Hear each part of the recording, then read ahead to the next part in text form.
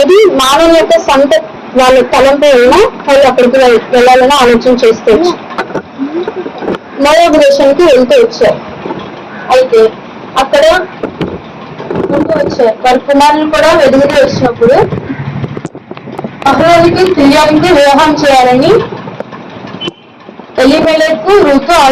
Elimelech Naomi ఆలోచిస్తూ వచ్చారు. అప్పుడు రూతు ఓర్పా అనే ఇద్దరు స్త్రీలను వివాహం చేయాలని ఆలోచిస్తూ వచ్చారు. మహ్లోనికి కిల్యానికి రూతు ఓర్పా అనే స్త్రీని ఇచ్చి పెళ్లి చేస్తూ వచ్చారు. అక్కడే 10 సంవత్సరాలు గడిచిపోతూ వచ్చినాయి. అక్కడ 10 సంవత్సరాలు ఉంటూ వచ్చినారు.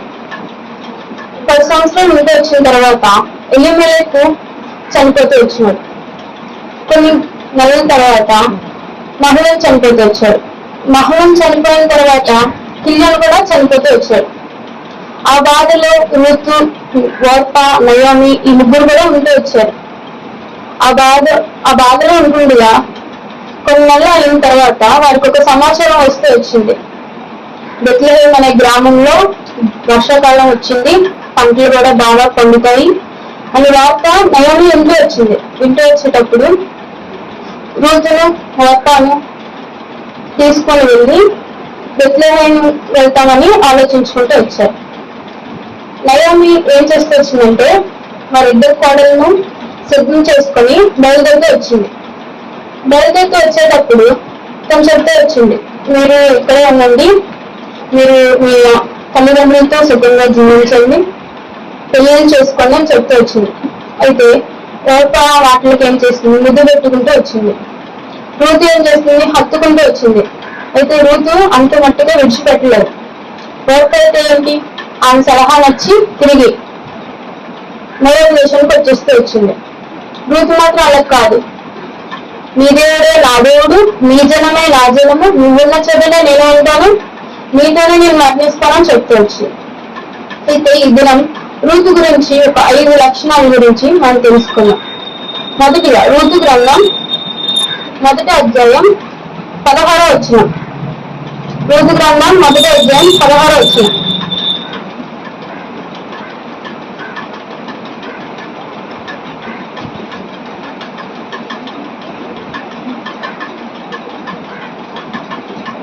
అందుకు రూతు, నా వెంబడి రావద్దనియు, నన్ను విడిచిపెట్టమనియు నన్ను ప్రతిపాదకనవద్దు. నీవు వెళ్ళి చోటనే నేను వచ్చేదను, నీవు నివసించే చోటనే నేను నివసించేదను, నీ జనమే నా జనము, నీ దేవుడే నా దేవుడు. ఇక్కడ రూతు ఏం చెప్తూ వచ్చిందంటే నీ వెంబడే నా వెంబడి రావద్దని నన్ను విడిచిపెట్టమని బతిమాలకుంటూ వచ్చింది నయోమి. అయితే రూతు ఏం చెప్తూ వచ్చింది, నీ ఉంచడం నేను ఉంటాను, నీ జనమే నా జనము, నీ దేవుడే నా దేవుడు అని చెప్తూ వచ్చింది. రూతులో ప్రాముఖ్యమైన విషయం ఏమిటంటే ఓర్పా ఏం చేస్తూ వచ్చింది, మోయాబు దేశానికి వెళ్తూ వచ్చింది. మోయాబు దేశం ఆధ్యాత్మికంగా సూచనుంటే అది లోకానికి సూచనగా ఉంది. లోకంలో ఉంటూ వచ్చింది ఓర్పా, మళ్ళీ లోకానికి వెళ్తూ వచ్చింది ఓర్పా. రూతు ఏం చేస్తూ వచ్చింది, మోయాబు దేశాన్ని విడిచిపెట్టి దేవుణ్ణి ఎరిగి దేవుణ్ణి తెలుసుకొని బెత్లెహేముకు వస్తూ వచ్చింది. అలాగే మనం కూడా దేవుణ్ణి ఎరిగే స్థితిలోనికి రావాలి. ఇంకా లోకంలోనే ఉంటున్నామంటే దేవుని ఎరుగు కూడా దేవుడు మనల్ని ఎందుకు ఎన్నుకున్నట్టు అని దేవుడు మనల్ని ప్రశ్న వేస్తున్నాడు. నీ దేవుడే నా దేవుడు అని ఇంత ధైర్యంగా చెప్పగలిగితే వచ్చిందంటే రూతు దేవుని గురించి ఆ లోకంలో ఉండేటప్పుడు అంటే మోయాబు దేశంలో ఉండేటప్పుడు దేవుని గురించి ఎన్నో విషయాలు తెలుసుకొని ఉంటుంది. ఇప్పుడు దేవుని ఆశ్రయించింది, లోకంలో తిరిగి వెళ్ళిపోలేదు. మొదటి లక్షణంగా రూతులో చూడవలసింది ఏంటంటే మనం దేవుణ్ణి నమ్మింది, దేవుణ్ణి ఆశ్రయించింది. రూతుకు కూడా అవకాశం వచ్చింది లోకానికి వెళ్ళిపోవడానికి, అయితే లోకానికి వెళ్ళిపోలేదు, దేవుని ఆశ్రయించి దేవుని నమ్మింది. మనం కూడా దేవుని ఎరిగాం అంటే దేవుని కృపలో ఉంది, దేవుని ఎరిగాం. మనం కూడా దేవుని ఎరిగి కూడా లోకంలో ఉన్నాం కాబట్టి ఎన్నో అవకాశాలు వచ్చినా వాటిని అనుసరిస్తూ జీవిస్తున్నామా లేక ఎదిరించి, లోకాన్ని ఎదిరించి దేవుని నమ్మి జీవిస్తున్నాం అనేది మొదటి విషయంగా మనం చూసుకోవాలి. రూతు గ్రంథం 2వ అధ్యాయం 11 వచనం. నీవు నీ తల్లిదండ్రులను నీ జన్మభూమిని విడిచి ఇంతకు ముందు నువ్వు ఎరగని స్థలమునందుకు వచ్చింది. రూతు తనకున్నదంతా విడిచిపెట్టి దేవుని నమ్మింది. ఇంకో విషయం చూసుకుంటే రూతు గ్రంథం 2వ అధ్యాయం 14వ వచనం. బోయాజు భోజన కాలంలో నీవు ఇక్కడికి వచ్చి భోజనం చేసి చిరకలో నీ ముక్కు ముంచి తినమని ఆమెతో చెప్పగా చేను కొయ్యి వారి మీద ఆమె కూర్చున్నది.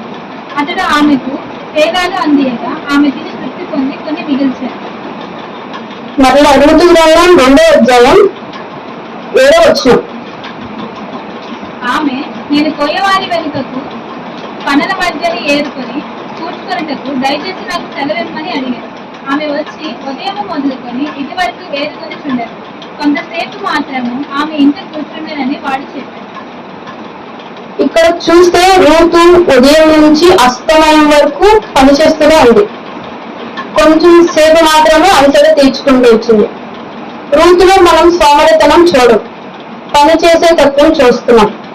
మన జీవితంలో చూసుకుంటే దేవుని కోసం పని చేస్తున్నామా లేకపోతే లోకం కోసం పనిచేస్తున్నామా అనేది మనం చూసుకోవాలి ముఖ్యమైన విషయంగా. అంతేకాకుండా తను లోకంలో నుంచి వచ్చేటప్పుడు తను నచ్చినట్టు జీవించవచ్చు. అయితే ఎందుకు పనిచేస్తూ వచ్చింది? అత్త మాటకు లోబడుతూ వచ్చింది. దేవుని కూడా నమ్ముతూ వచ్చింది. దేవుని మాటకు కూడా లోబడుతూ వచ్చింది. ఇక్కడ బెత్లెహేము అంటే దేవునికి దేవుని యొక్క నివాసమైన గ్రామం అని కూడా చెప్పుకోవచ్చు. అయితే ఇక్కడ ఉండి కూడా ఇక్కడ కూడా అవకాశాలు ఉన్నాయి, పని చేయకుండా ఉండొచ్చు. అంతేకాకుండా దేవుని అప్పుడప్పుడు అవిశ్వాసంగా జీవించవచ్చు, కానీ అలా చేయలేదు. మొదటిగా దేవుని నమ్మింది, రెండవదిగా పనిచేసే స్త్రీగా, సోమరితనం లేకుండా జీవించే స్త్రీగా ఉండవచ్చు. రూతు గ్రంథం 2వ అధ్యాయం 14వ వచనం. భోజన కాలంలో నేను ఇక్కడికి వచ్చి భోజనం చేసి చిరకలో నీ ముక్క ముంచి తినమని ఆమెతో చెప్పగా చేను పోయి వారి యొక్క ఆమె కూర్చుంటాడు. అతడు ఆమెకు పేలాలు అందియగా ఆమె తిని తృప్తి పొంది కొన్ని మిగిల్చాడు. బోయాజు ఏం చేస్తూ వచ్చాడు? భోజన కాలంలో నువ్వు ఇక్కడికి వచ్చి భోజనం చేసి చిరకలో నీ మొక్క ముంచి తినమని ఆమెతో చెప్తూ వచ్చాడు. అయితే ఆమె వెళ్తూ వచ్చింది. అక్కడ ఏం చేస్తూ వచ్చింది? భోజనం చేసి చిరకలో ముక్క ముంచి తర్వాత పేలాలు అందించినప్పుడు కొంచెం తిని కొన్ని మిగిలిస్తూ వచ్చింది. ఇక్కడ 3వ లక్షణంగా బాధ్యత అనే ఒక లక్షణం అనేది మనం రూతులో చూడవచ్చు. బాధ్యత, మనకి మరి బాధ్యత ఉందా లేదా అని దేవుడు మమ్మల్ని ప్రశ్న వేస్తున్నాడు. ఇక్కడ తన అత్తకి ఉంచవలసిన అవసరం ఆమెకి లేదు, మొత్తం తినవచ్చు, దేవుడు చూపించాడు కాబట్టి. తినకుండా కొంచెం మిగిలిస్తూ వచ్చింది అంటే ఆమెకు బాధ్యత ఉంది కాబట్టి. దైవికమైన బాధ్యత ఉంది, లోకానుసారమైన కూడా బాధ్యత ఉంది. మూడో విషయంగా మనం ఏం చేసుకుంటామంటే మనం కూడా దేవుని విషయంలో బాధ్యత కలిగి ఉన్నామా, మనుషుల విషయంలో బాధ్యత కలిగి ఉన్నామా, చెప్పిన పని చెప్పినట్టు చేస్తున్నామా లేదా అనేది మనం చూసుకోవాలి. రూతు గ్రంథం 3వ అధ్యాయం 4-5 వచనం. అతడు పండుకొనిన తరువాత అతడు పండుకొన్న స్థలమును గుర్తెరిగి లోపలికి పోయి అతని కాళ్ళ మీద ఉన్న బట్ట తీసి పండుకొనవలెను. నువ్వు చేయవలసిన దానిని అతడు నీకు తెలియజేయనని ఆమెతో అనగా ఆమె నువ్వు సెలవిచ్చినదంతయు చేసేదనని చెప్పి. ఇక్కడ ఏం చూస్తామంటే విధేయత చూపిస్తూ వచ్చింది. మనలో లేని లక్షణం అంటే విధేయత. ప్రతిసారి మనం ఏం చేస్తామంటే అవిధేయత చూపిస్తూనే ఉంటాం. దేవునికి అవిధేయత చూపిస్తాం, మనుషులకు కూడా అవిధేయత చూపిస్తాం. అటువంటి లక్షణమును మనలో నుంచి తీసివేసుకోవాలి. ముందుగా రూతు లోకంలో ఉందని మనం తెలుసుకున్నాం కదా. అంటే దేవునిలో ఉన్న లక్షణాలన్నీ ఆమెకు ఎలా తెలుస్తాయి? మనకు కూడా తెలియదు, కానీ దేవుని గురించి మొత్తం తెలుస్తుంది. అంతేకాకుండా అలా జీవిస్తూ వచ్చింది. మనం కూడా విధేయత కలిగి జీవించాలని దేవుడు ఈ రోజు మనకు తెలియజేస్తున్నాడు. 4వ లక్ష్యం. 5వ లక్ష్యం రూతు గ్రంథం 3వ అధ్యాయం 10వ వచనం. అతడు, నా కుమారి, యెహోవ చేత నీవు దీవెన పొందుతున్నాను. కొద్దివారినే గాని గొప్పవారినే గాని యవనస్తులను నేను వెంబడింపగా ఉండట వలన నీ మునుపటి సత్ప్రవర్తన కంటే వెనుకటి సత్ప్రవర్తన మరి ఎక్కువైనది.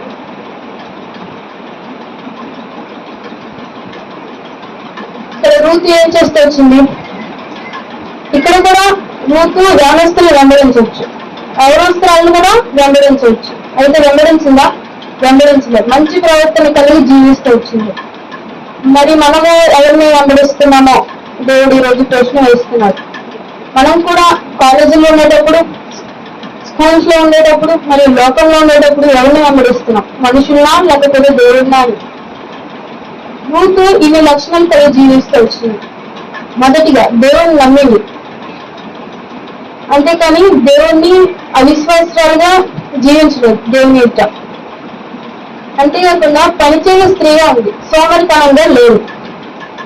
మూడవది బాధ్యత కలిగి జీవిస్తూ వచ్చింది. 4వది విధేయత కలిగి జీవిస్తూ వచ్చింది. 5వది మంచి ప్రవర్తన కలిగి జీవిస్తూ వచ్చింది. మనము ఈ 5 లక్షణాలకి వ్యతిరేకంగానే ప్రతిసారి జీవిస్తూ వస్తాం. మరి ఈ దినం నుంచి మనం ఏం తెలియజేసుకుంటున్నామంటే 5 లక్షణాలు అనుసరించి జీవించాలని ప్రభు కోరుతున్నారు. కాబట్టి రూతు అంటే స్నేహం అనే అర్థం. అయితే మనం రూతు యొక్క 5 లక్షణాలు కలిగి ఈ దినం నుంచి ఇక్కడ నుంచి జీవించాలని దేవుడు కోరుతూ వస్తున్నాడు.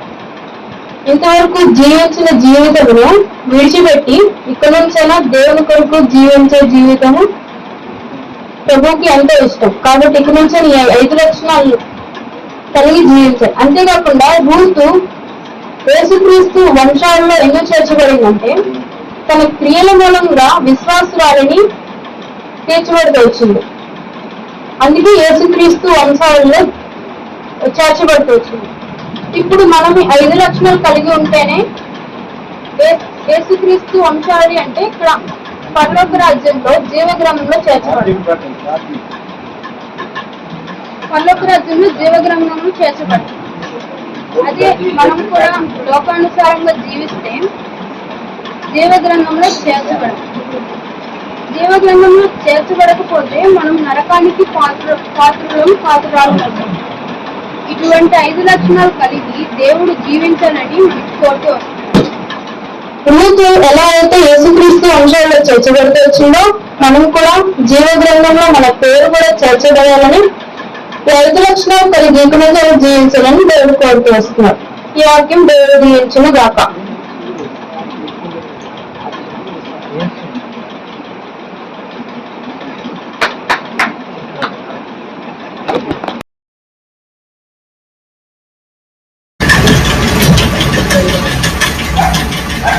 అందరికీ తెలుసులో ఇప్పుడు నేను ఎస్తేర్ కోసం ఎస్తేర్ గ్రంథంలో కొన్ని ప్రాముఖ్యమైన విషయం కోసం చెప్పుకుంటున్నాను.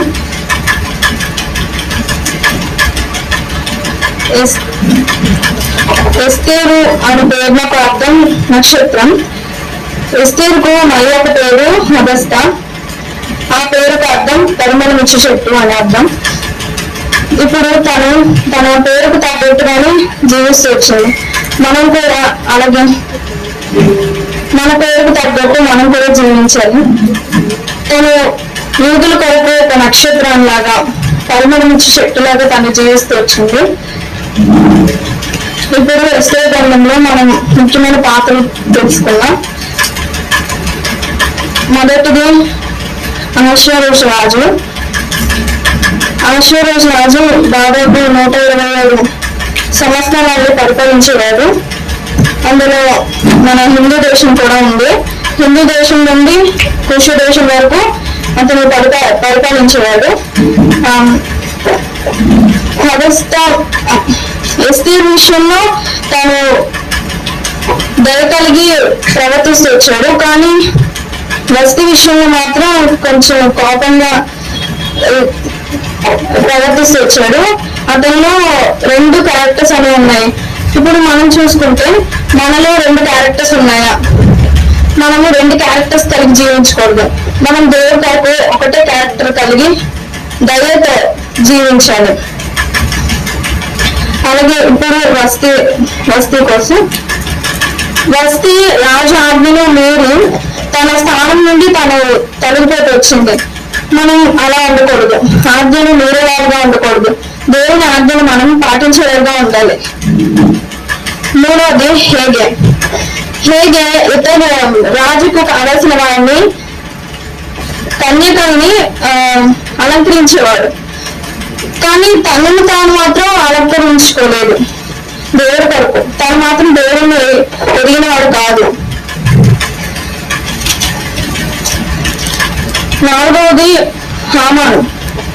బైబిల్లో దుష్టుడైన హామాను అని ఇతను పిలువబడుతుంది. ఎందుకంటే హామాను యూదుల పైన కుట్ర పన్నుతూ వచ్చాడు. ఎందుకు యూదుల్ని చంపాలని ప్రయత్నించాడు.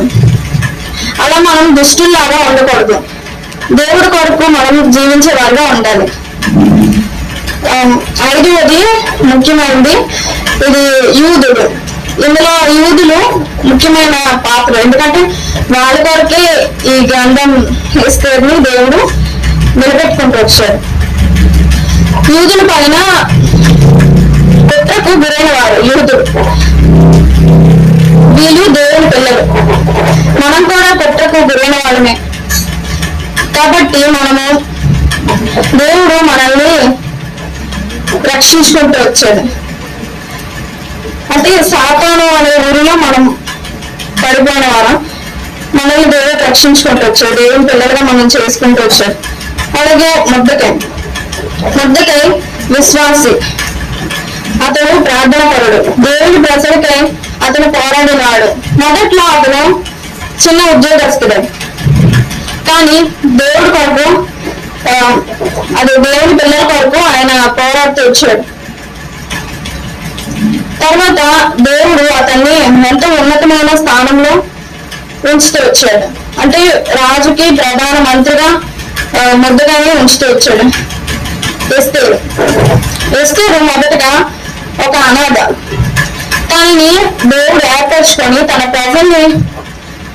ప్రజల కొరకు దేవుడు తను ఏర్పరచుకొని ప్రజల్ని ఆ కుట్ర నుండి తప్పిస్తూ వచ్చింది ఎస్తేరు. దేవుని దయ వల్ల ఎస్తేరు రాణిగా, ఆ దేశానికి రాణిగా చేయబడుతూ వచ్చింది. ఇవి ముఖ్యమైన పాత్రలు. ఇప్పుడు దేవుడు నాతో ఏం మాట్లాడారంటే ఎస్తేరు 2వ అధ్యాయం 17వ వచనం. ఎవరైనా చదవండి.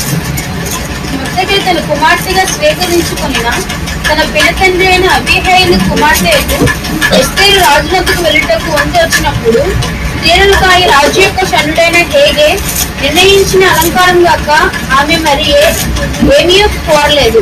ఎస్తేరు చూచిన వారందరికీ ఆమె యందు దయ పుట్టాను. ఇందులో దేవుడు నాతో మాట్లాడిన విషయం ఏంటంటే ఎస్తేరుని చూసిన వారందరికీ ఎస్తేరు పట్ల, ఆమె పట్ల దయ కలిగింది. దేవుడు దయ కోసం నాతో మాట్లాడుతూ వచ్చాడు, చెప్తూ వచ్చాడు. దయ పుడుతూ వచ్చింది అన్నమాట తనని చూడగానే.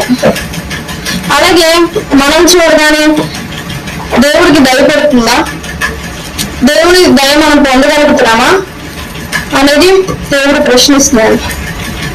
అలాగే మనకి ఎవరిని చూస్తే దయ కలుగుతుంది?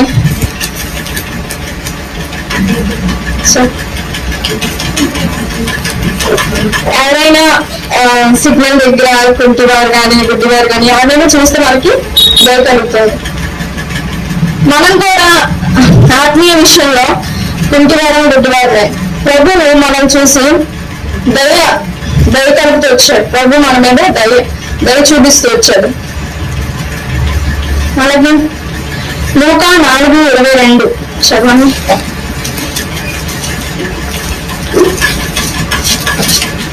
అప్పుడు అందరూ ఆయన్ని గూర్చి సాక్ష్యం ఇచ్చుచు ఆయన నోటి నుండి వచ్చిన దయగల మాటలకు ఆశ్చర్యపడి ఈయన యోసేపు కుమారుడు కాడా అని చెప్పుకుంటుండగా, ఇక్కడ అప్పుడు వారందరూ ఆయనను గూర్చి సాక్ష్యం ఇచ్చుతున్నారు. ఇక్కడ ఏంటంటే ఆయన నోటి నుండి వచ్చిన దయగల మాటలకు అందరూ ఆశ్చర్యపడ్డారు. అక్కడ ఆయన నోటి నుండి వచ్చిన దయగల మాటలు. మరి మన మాటలు ఎలా ఉన్నాయి? దయగల మాటలు ఉన్నాయా, కోపంగా ఉన్నాయా? అది మనం ఇక్కడ చూడాలి. మన మాటలకి ఎవరైనా ఆశ్చర్యం కలుగుతున్నారా? ప్రభు మాటలకు ఇక్కడ అందరూ ఆశ్చర్యపడుతూ వచ్చారు. మన మాటలు కూడా, ప్రభు సువార్త కూడా మనం చెప్తున్నప్పుడు అందరికీ ఆశ్చర్యం కలగాలి. దయగల మాటలతో మనం అందరికీ సువార్త చెప్పాలి. తర్వాత ఆదికాండం 4:1 4వ అధ్యాయం 1వ వచనం. ఆదాము తన భార్య అయిన హవ్వను కూడినప్పుడు ఆమె గర్భవతి అయి కయ్యూను కని యెహోవా దయ వలన నేను ఒక మనిషిని సంపాదించుకున్నాను. ఇక్కడ హవ్వ ఏమంటుంది? కయ్యూను తను యెహోవా దయ వలన నేను ఒక మనుషుని సంపాదించుకున్నాను అని అంటుంది. ఇక్కడ మనం కూడా దేవుని దయ పొంది మనం ఒక మనుషులైనా సంపాదించుకున్నామా, అంటే మనం ఒక ఆత్మనైనా సంపాదించుకున్నామా అనేది ఇక్కడ మాట అన్నమాట. తనైతే ఎంతో ప్రసవేదన కలిగి సంపాదించుకుంటూ వచ్చింది. ఇక్కడ మనం ఒక ఆత్మను సంపాదించాలన్నా కూడా ఎంతో ప్రసవేదన కలిగి మనం ఒక ఆత్మనైనా దేవుని కోసం సంపాదించాలి. తర్వాత లూకా 2:52 యేసు జ్ఞానమందును వయస్సందును దేవుని దయందును మనుషుల దయందును వర్ధిల్లుచుండెను. ఇక్కడ ఏమంటున్నారు ప్రభువు? ఇక్కడ యేసు జ్ఞానమందును వయస్సునందును దేవుని దయందును మనుషుల దయందును వర్ధిల్లుచున్నాడు. ఇక్కడ ఫస్ట్ గా దేవుని దయందు వర్ధిల్లుచున్నాడు అన్నమాట. యేసు ప్రభువే దేవుని దయందు. ఫస్ట్ దేవుని దయ మనం పొందాలి, ఆ తర్వాత ఆటోమేటిక్ గా మనుషుల దయ కూడా మనం పొందుతాం అన్నమాట. కీర్తనలు 136:1 యెహోవా దయాళుడు, ఆయన కృతజ్ఞతాస్తుతులు చెల్లించుడు, ఆయన కృప నిరంతరం ఉంటుంది. ఇక్కడ ఈ కీర్తనలో యెహోవా దయాళుడు, ఆయన కృతజ్ఞతాస్తుతులు చెల్లించుడు.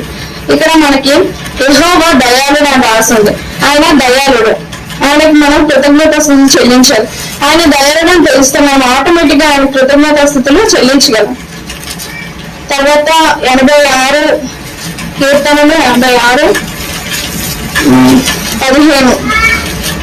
ప్రభువా, నీవు దయాదాక్షిణ్యములు గల దేవుడవు. చాలు. ఇక్కడ దావీదు కీర్తనలో రాశాడు, ప్రభువా నీవు దయాదాక్షిణ్యం గల దేవుడు. దావీదు దయ పొందితేనే అలా అనుభవించి రాస్తాడు. దావీదు కూడా దేవుడి ద్వారా దయ పొందాడు కాబట్టి ఇక్కడ ప్రభువా నీవు దయాదాక్షిణ్యం గల దేవుడు అని రాస్తూ వచ్చాడు దావీదు. మనం కూడా దేవుడిని అలా చెప్పగలుగుతున్నామా? దేవుడు దయాదాక్షిణ్యం గల దేవుడు అని మనం రుచి చూసామా, చెప్పగలుగుతున్నామా? తర్వాత 73:1 కీర్తనలో ఇశ్రాయేలీయుల శుద్ధ హృదయుల నిశ్చయంగా దేవుడు దయాళుడే ఉన్నాడు. ఇక్కడ ఇశ్రాయేలు ఎడల, దేవుని ప్రజల ఎడల, అలాగే శుద్ధ హృదయుల ఎడల నిశ్చయంగా దేవుడు దయాళుడే ఉన్నాడు. ఇక్కడ మనకి ఇశ్రాయేలు ఎడల అంటే ఇశ్రాయేలు అంటే మనం కూడా వస్తాం అందులోకి.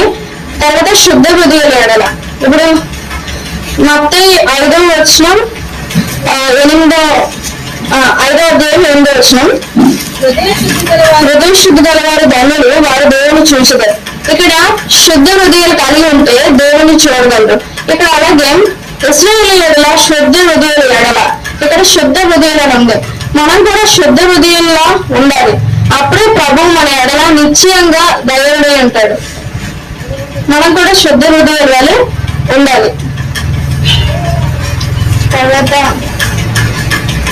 దీనివి జస్ట్ ఎస్తేరు గ్రంథంలో ఎక్కడెక్కడ తను ఎవరి వల్ల దయపడుతూ వచ్చింది అనేది జస్ట్ రిఫరెన్సెస్ చెప్తాను, వాక్యం చదవద్దు.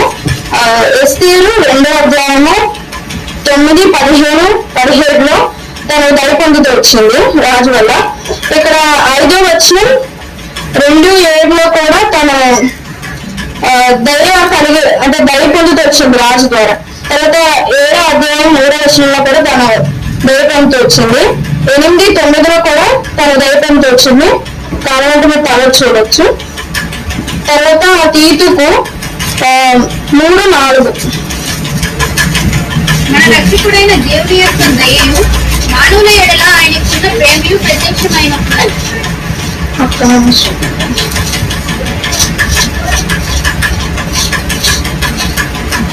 తీతు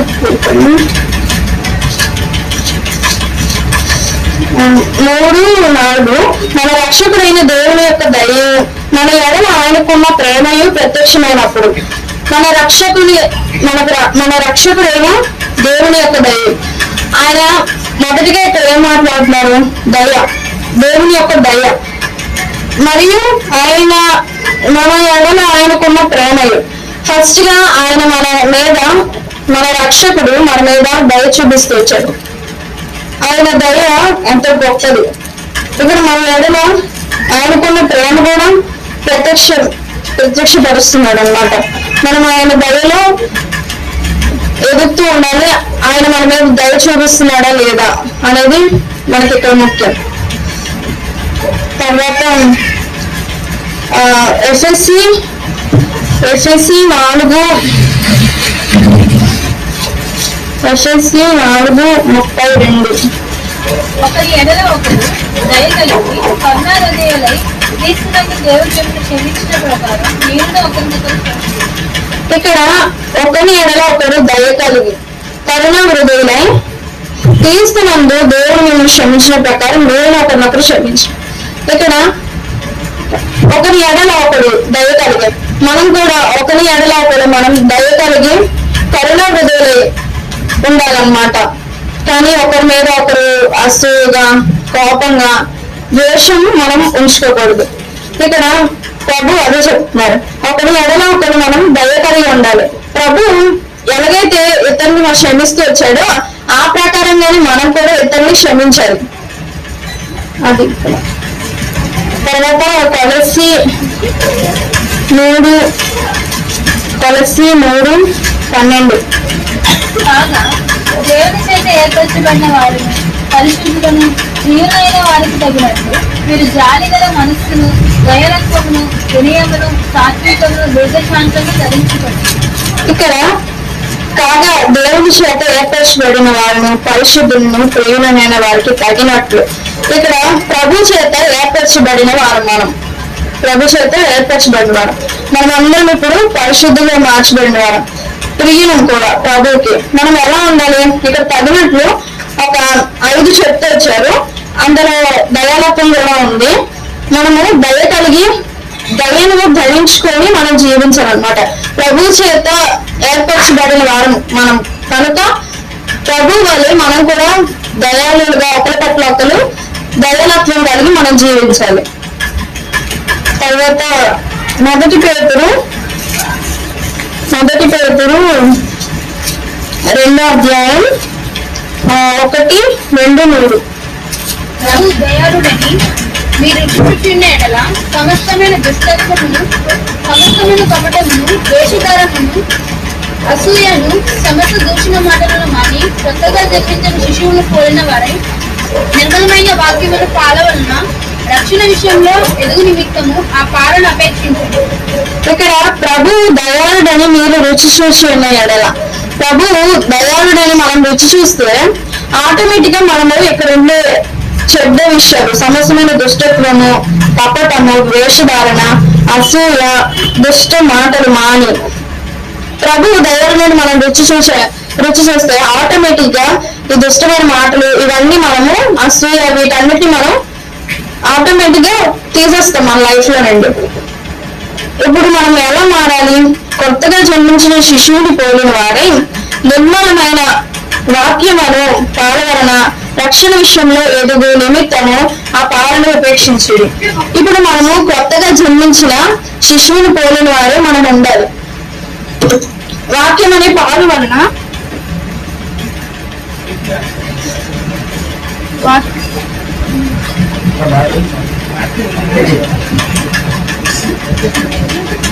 వాక్యం అనే పాలు వలన మనం రక్షణ విషయంలో మనం ఎదుగుతూ ఉండాలన్నమాట. అప్పుడు ప్రభువు దయాళుడు మనం ఇవన్నీ రుచి చూస్తే ఆటోమేటిక్ గా ఈ దుష్ట మాటలు వీటన్నిటి మనం మానేసి క్రొత్తగా జన్మించిన శిష్యుని పోలిన వారే మనము దేవునిలో పిల్లల వల్ల ఉంటాం అన్నమాట. అండ్ ఎఫెసీ 1:4-6